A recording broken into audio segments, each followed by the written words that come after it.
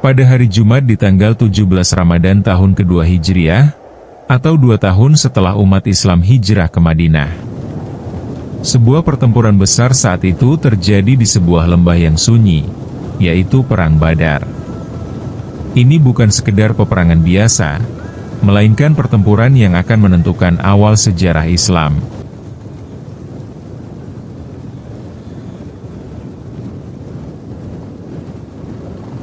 Dengan pasukan kecil berjumlah 315 orang, kaum muslimin menghadapi pasukan Quraisy yang jauh lebih besar berjumlah 1.300 orang termasuk 200 pasukan berkuda di dalamnya.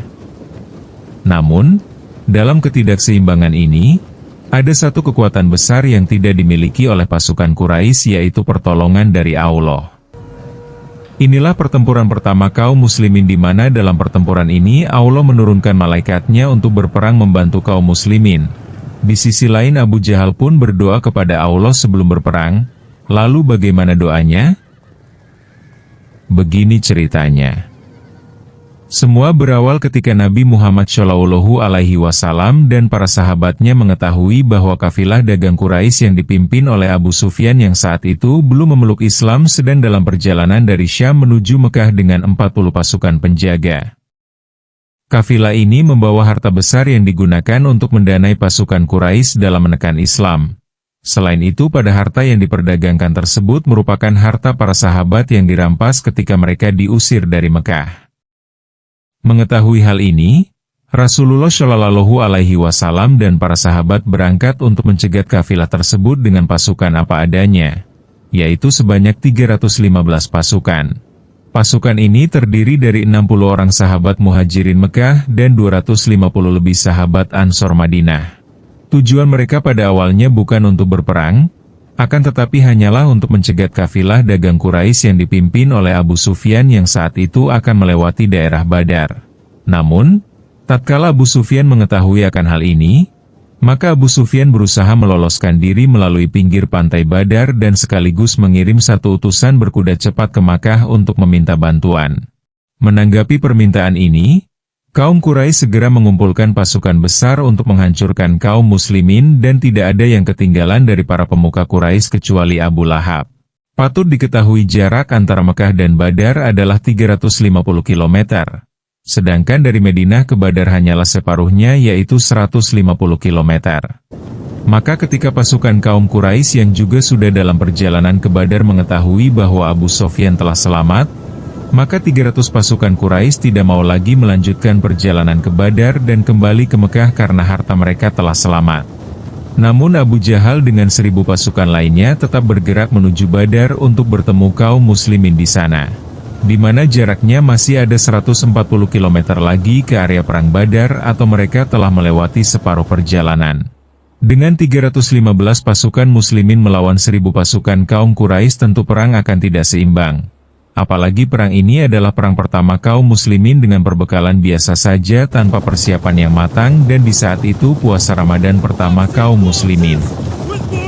Hal ini dikarenakan yang akan mereka hadapi awalnya hanyalah 40 pasukan penjaga Abu Sufyan saja. Perlu diketahui, sebelum berangkat perang, Rasulullah menegaskan agar tidak ada yang membawa jimat atau benda-benda syirik dalam barisan pasukan muslim. Ini merupakan sebuah tindakan yang menegaskan tauhid dan keimanan hanya kepada Allah semata, bergantung hanya kepada Allah semata.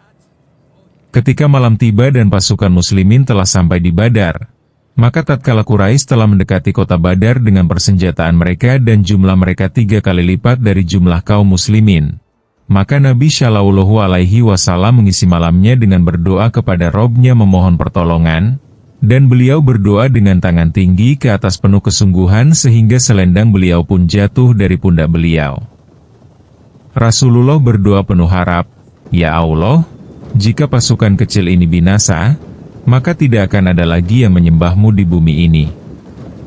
Dan Abu Bakar radhiyallahu anhu memperbaiki posisi selendang beliau dan berkata, "Wahai Rasulullah, cukuplah sebagian permohonanmu kepada Robmu.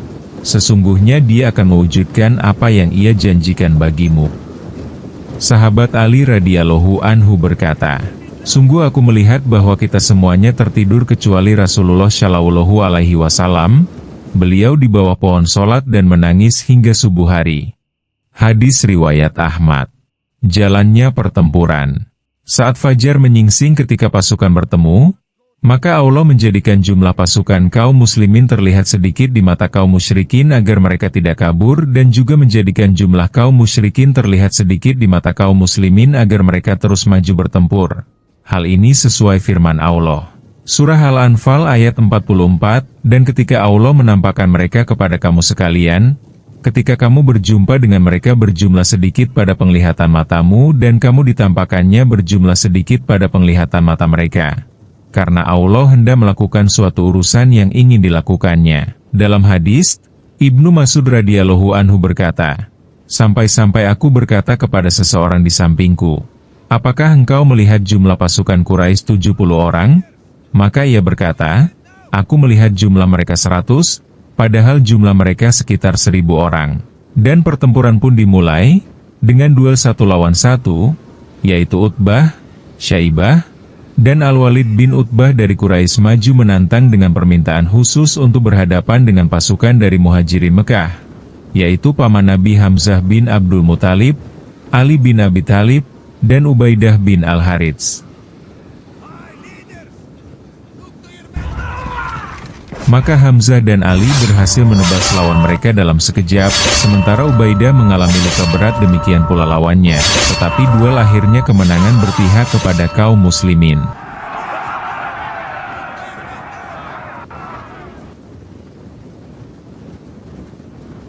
Sementara itu, Abu Jahal pemimpin kaum Quraisy berdiri sombong di barisan kaumnya dengan suara lantang.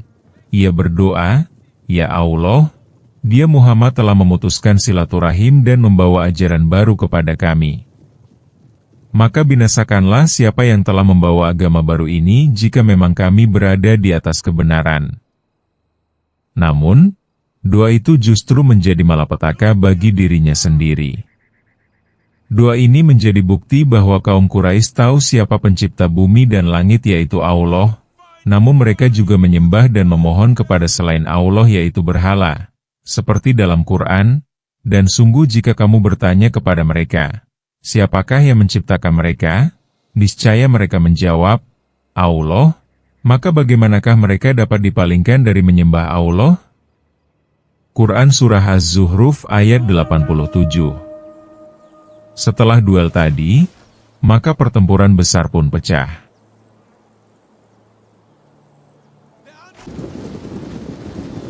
Pasukan Quraisy langsung menyerbu dengan penuh kekuatan ke barisan kaum muslimin.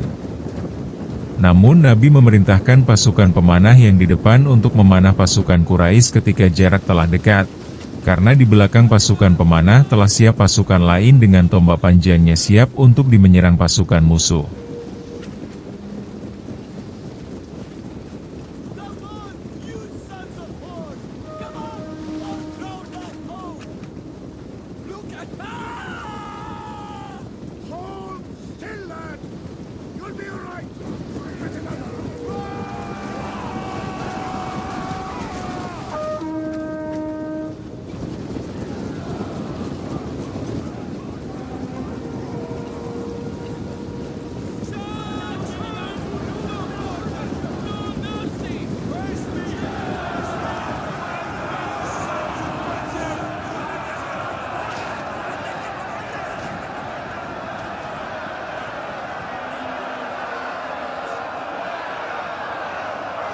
Pertempuran terus berlangsung dengan kondisi yang tidak seimbang.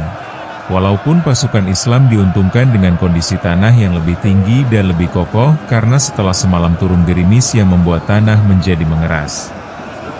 Sebaliknya di pasukan Quraisy semalam hujan turun deras mengakibatkan tanah menjadi sangat becek dan mengganggu pergerakan pasukan ketika mereka menyerang. Datangnya pertolongan Allah. Allah mengirim 1000 malaikat datang berturut-turut untuk membantu kaum muslimin. Para sahabat melihat sosok bercahaya turun dari langit, menghantam musuh dengan kecepatan kilat. Bahkan, sebagian musuh melihat pedang yang tak terlihat menebas mereka. Dalam Quran Surah Al-Anfal ayat 9, Ingatlah, ketika kamu memohon pertolongan kepada Rabb-mu, lalu diperkenankannya bagimu, sesungguhnya aku akan mendatangkan bala bantuan kepada kamu dengan 1000 malaikat yang datang berturut-turut. Maka musuh pun mulai gentar. Pasukan Quraisy yang semula yakin akan menang kini mulai tercerai-berai. Di antara pasukan Quraisy yang melarikan diri, Abu Jahal tetap bertahan. Namun, 2 anak muda dari Ansor berhasil menebasnya hingga tersungkur. Ketika perang usai, Abdullah bin Mas'ud menemukan Abu Jahal yang sedang sekarat. Dengan suara lemah, Abu Jahal bertanya, "Siapa yang menang dalam perang ini?" Dengan penuh keyakinan, Abdullah bin Mas'ud menjawab, "Kemenangan milik Allah dan Rasul-Nya." Perang Badar berakhir dengan kemenangan gemilang bagi kaum muslimin. 70 pasukan Quraisy tewas, termasuk Abu Jahal, dan 70 lainnya ditawan. Sementara itu, kaum muslimin hanya kehilangan sedikit pejuang. Keistimewaan Perang Badar.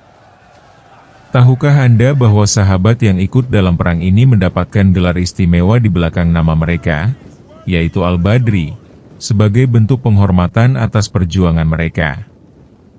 Dan gelar seperti ini tidak diberikan lagi untuk perang-perang selanjutnya.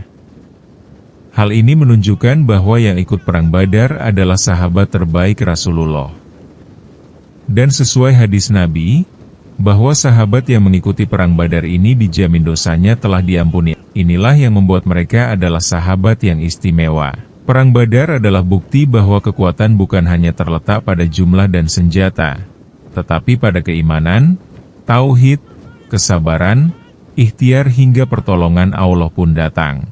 Ini adalah pelajaran bagi kita semua, bahwa ketika kita berjuang di jalan yang benar, Allah tidak akan membiarkan kita sendirian. Demikian pembelajaran penting dari Perang Badar kali ini, nantikan video kami selanjutnya.